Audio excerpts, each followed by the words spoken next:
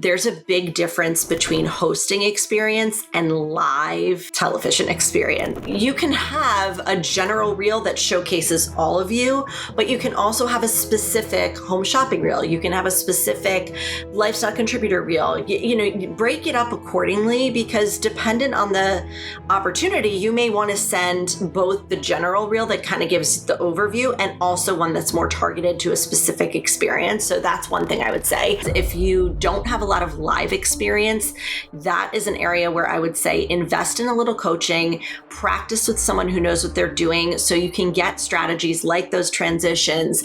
I think a lot of the work really does come from relationships and proven track records and showing what you can do for a brand.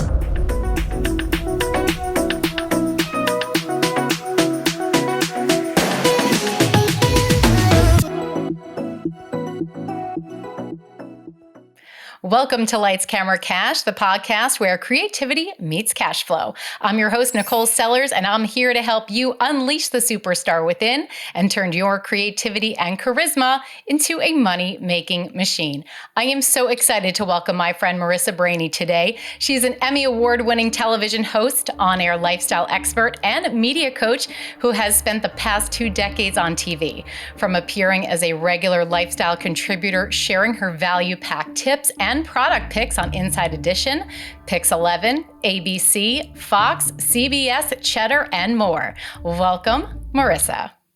Thank you so much for having me, Nicole. I'm so happy to be here. I'm happy to finally see you. It's been probably almost a year since we've seen each other. How is everything going? I know you've been in this industry a long time, seeing the trends kind of come and go. What are you seeing right now in the hosting industry?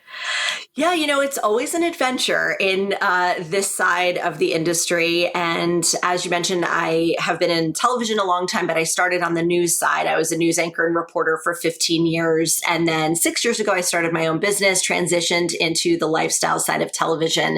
And even in these past 6 years, a lot has changed in our world. And I think that those changes are felt no matter what industry you're in. And this industry is no different. So it's been interesting. The past few years, I think with COVID and the post-COVID era, a lot has changed in terms of how much we consume video, how we consume in general, just brand messaging and, consumerism as a whole. So it's definitely impacted, I think, what I do from a brand spokesperson perspective, both my work on QVC and, the other networks you mentioned. So I would say right now, it's a competitive landscape. It's always been a competitive industry. And I think there are a lot of people who do what we do who really want to work with brands. They want to get those branded projects, and it's hard to break in and it's hard to do that. So I would say, there's been sort of ebbs and flows since I broke into this, and I continue to see that to this day.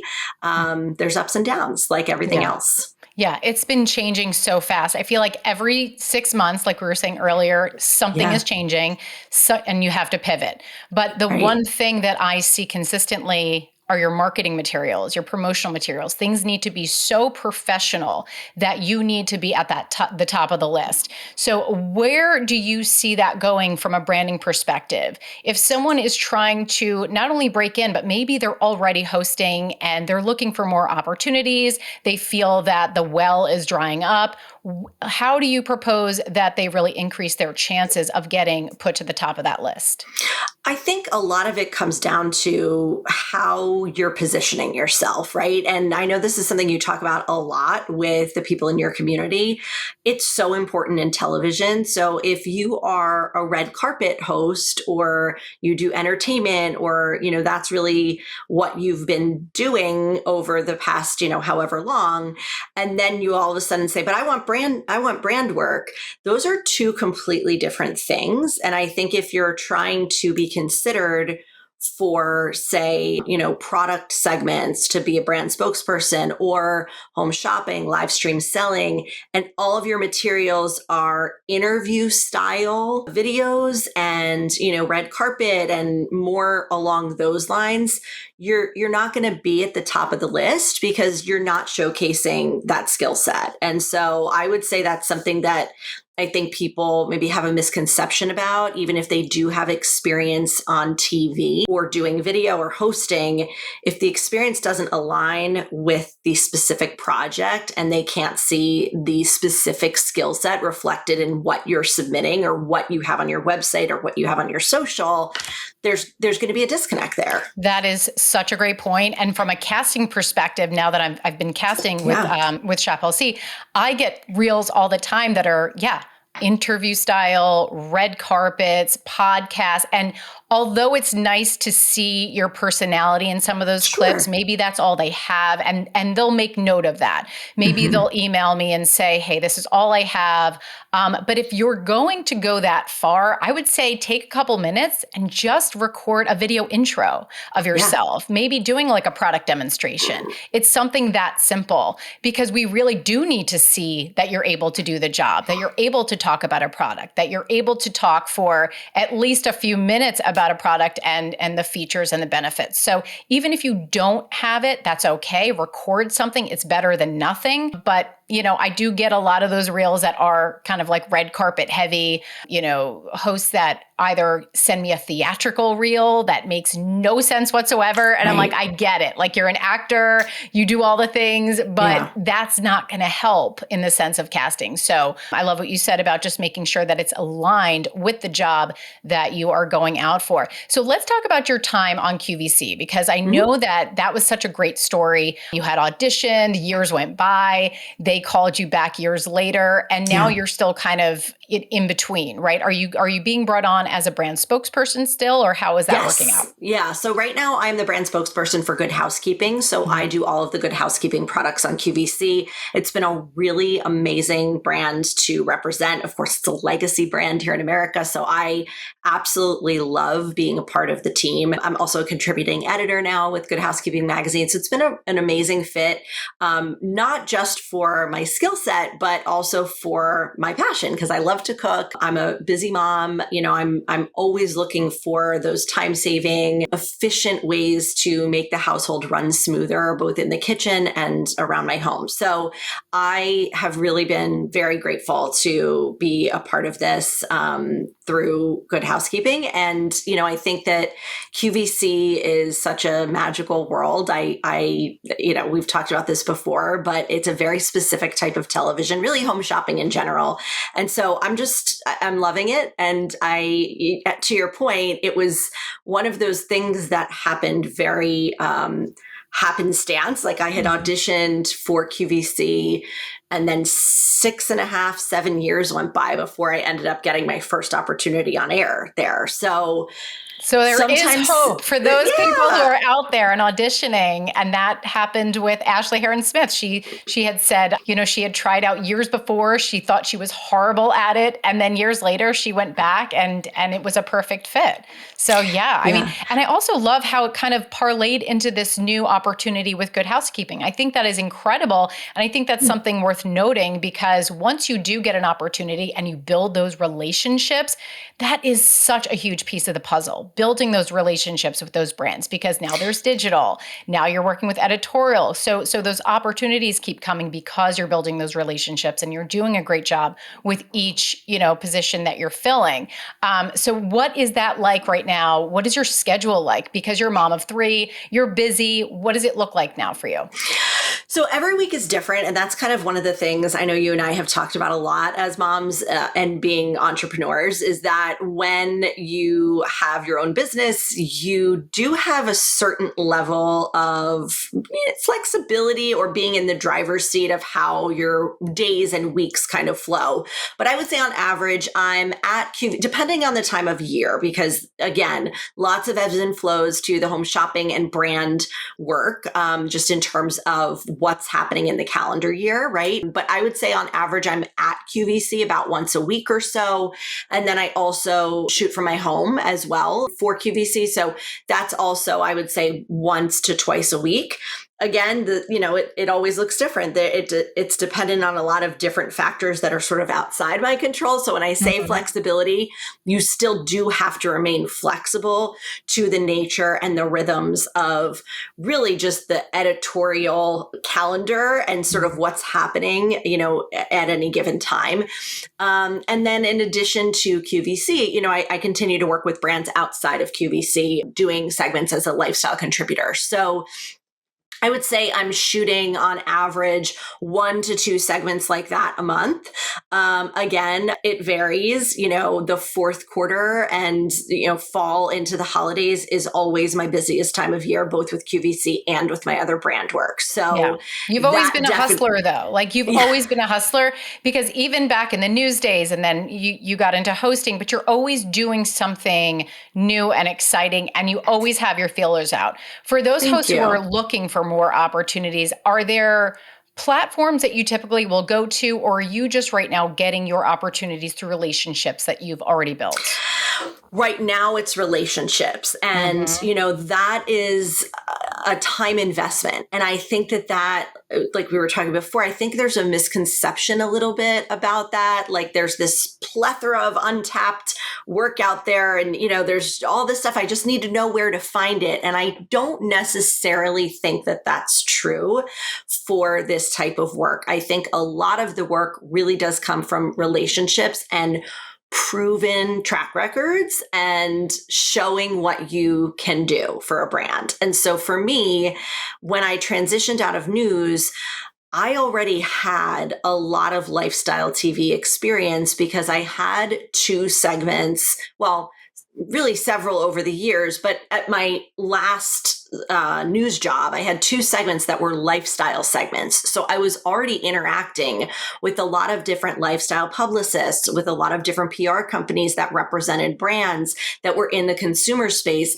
So those relationships were developing even before I made my way onto this side of things. And so I think that that's something that people maybe don't realize about me, but don't realize overall about this landscape, is that a lot of the work does come from relationships. So for example, if you're working with one brand and their consumer PR agency is a big one and represents a lot of different consumer brands, they might then, when they have an SMT or when they have a need for a spokesperson, they're going to tap someone who they know and trust to deliver the results that they want, over just putting out a blank sort of casting call or feeler out for that. So for me, that's where a lot of my work has come from that proven track record, those relationships, and really time. Like I've been in this side of things now for 6 years. So I think sometimes it's easy to look at anyone else and be like, oh, it looks like they're always doing something. But like,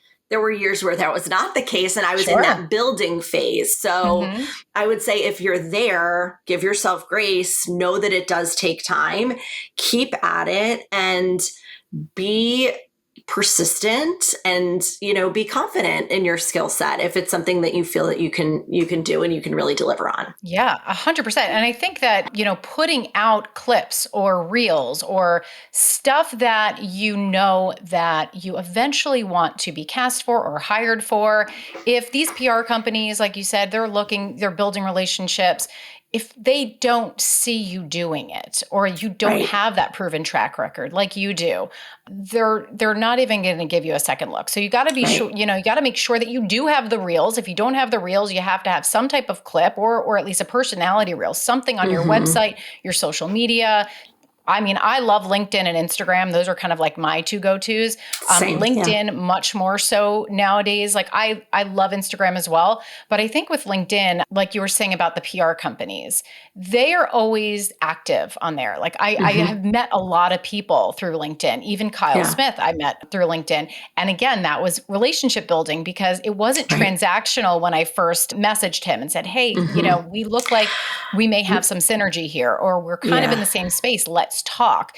And it's Right. really just starting that conversation. And it's really just connecting with those people where you have that synergy, or you are in the same space.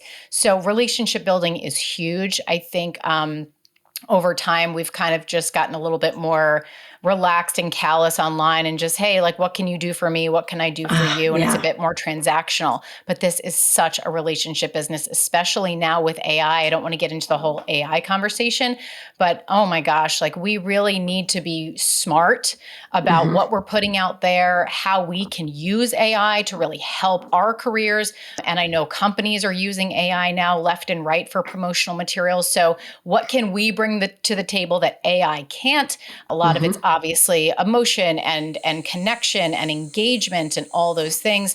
So those are things that I think everyone should keep in mind. All right, if you are loving this conversation and want to learn more about how to build a profitable brand and business as an on-camera personality, go to tvhostingacademy.com. I have all my coaching programs there, even our green room membership. And inside that membership, we meet twice a month, once for small group coaching and a second time with an industry expert who will be teaching a masterclass on a variety of different topics in the media industry. So go to tvhostingacademy.com, click on the green room membership, and we'll see you there.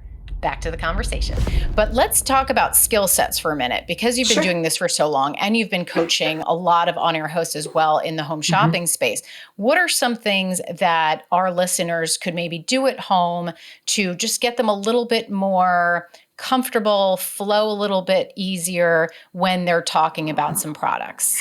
I think what you mentioned earlier about just recording some sort of demo segments with products, I think is a really smart suggestion. If you already have on air experience, right? If you've already done hosting and done work on air, but maybe you haven't done the product side of it, start practicing. And to your point, it's an unscripted format, right? It is live, it is off the cuff, it is loosey goosey in a lot of ways because you don't know what the other person's going to say. You don't know what's going to happen. And that's really the fun of it. And I will say, after all this time, I have always loved the adrenaline of live TV when I was a news reporter, and now in a different way, because you never know where a segment's going to go or where it's going to take you. And it's very fun to me. I Yeah. love that part of what And I the do. person, you have to have that personality You too, do. to be able to Yes. kind of ebb and flow with somebody and Right. not So freak out if it's not scripted.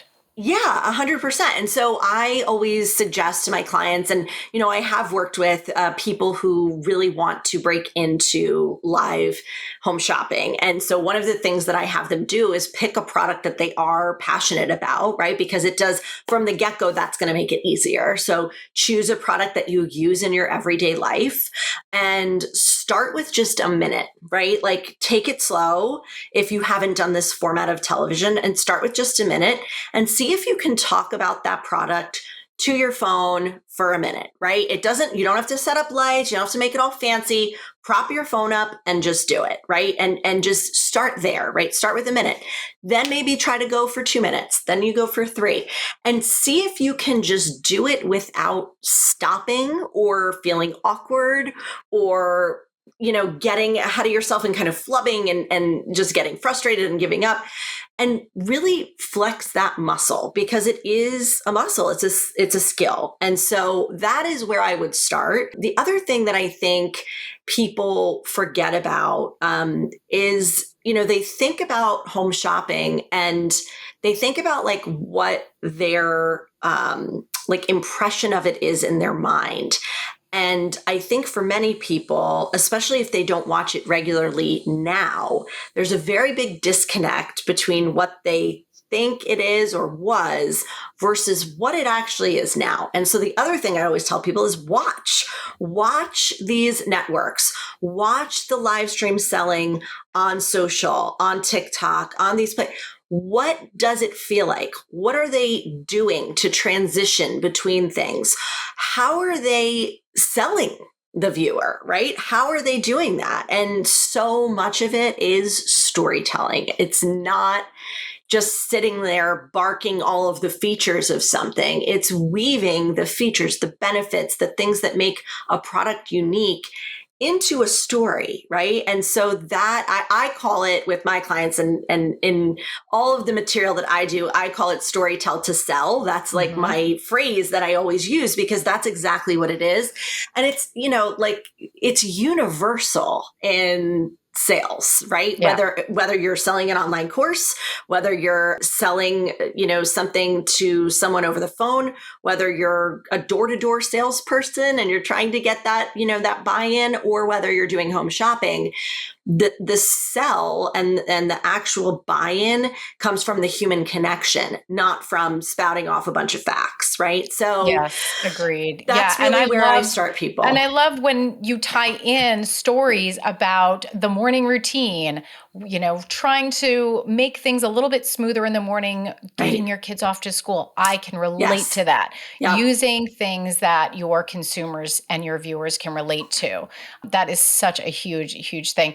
And I think too, the transitions, that kind of throws a few people. I know for me in the beginning, that was difficult because you're trying to think, okay, how do I keep it smooth? How do I transition from one thing to the next? And a lot of it is the storytelling skill. Like, how do I make this so relatable to somebody that they're going to be like, you know what? I totally get it. That vacuum does not get under the couch. I need one that actually goes all the way under and around. You know what I mean? So it's like, it's giving those little anecdotes and little storytelling tidbits to get to the point. But as we start to wrap up, is there anything else that you'd like to share with our listeners about not just hosting, but just the trends in general, or your marketing materials, things that they really need to get ahead in this business? Yeah, I will say one of the things that I've done in recent years is I've gotten myself a few different reels, right? And I know this is something we've talked about before. I know that you preach this also, but it is helpful. And I share this with any of my coaching clients is, you can have a general reel that showcases all of you, but you can also have a specific home shopping reel. You can have a specific lifestyle contributor reel. You break it up accordingly, because dependent on the opportunity, you may want to send both the general reel that kind of gives the overview and also one that's more targeted to a specific experience. So that's one thing I would say. And the other thing I would say is that if you are not used to live television, sometimes a little coaching really does help, because I think that, there's a big difference between hosting experience and live television experience, because hosting oftentimes is recorded, right? It's not a lot of live interaction unless you have a show that you're regularly on where you're doing live shots for it. So I would say that that's another piece of the puzzle, is if you don't have a lot of live experience, that is an area where I would say invest in a little coaching, practice with someone who knows what they're doing, so you can get strategies like those transitions. Like, one of the things I was just working on with my clients last week was, okay, what if the host says this and I need to talk about this, and they're off on it. The other person I'm with on air is off on a tangent about something that I need to circle back to this. I need to get back to the point. How do I do that smoothly? How do I do that in a way that is natural and doesn't seem like I'm stepping on toes? And that's something that has to be practiced. And so that's another piece of the puzzle that I just always talk about with other people in this industry and people who want to break in to this side of things. Yeah, redirection. That is something that is so difficult unless you practice it daily. And that's something that just, throwing on your camera, going live for, yourself, but also getting that training. And for those of you who want coaching from Marisa, she does provide one-on-one coaching as well as her coaching programs. And Marisa, where can they find you? Yeah, thank you so much. My website is marisabrahney.com. It's Brahney, Marisa with one S. And if you just go to the courses and coaching section there, you can find out lots more about the different ways I work with clients. I do corporate media training as well. So my brand work has really come in handy for that also. And I love combining what I love to do with teaching others. And I think you're the same. It's really fun to see people progress and shine. And it's been a really wonderful part of my business that I love to see grow and change with the trends. Well, we would love to have you back at TV Hosting Academy. We had you probably well over a year ago, so we'd love to Yeah. have you back. And, we all have to stick together. This community has been so great just to keep everybody here motivated and inspired. And there's no gatekeeping here. So we're all sharing what we know and our expertise. So thank you, Marisa, for joining us. And we'll see you all next time. Bye, everyone. Thanks, Nicole. Bye.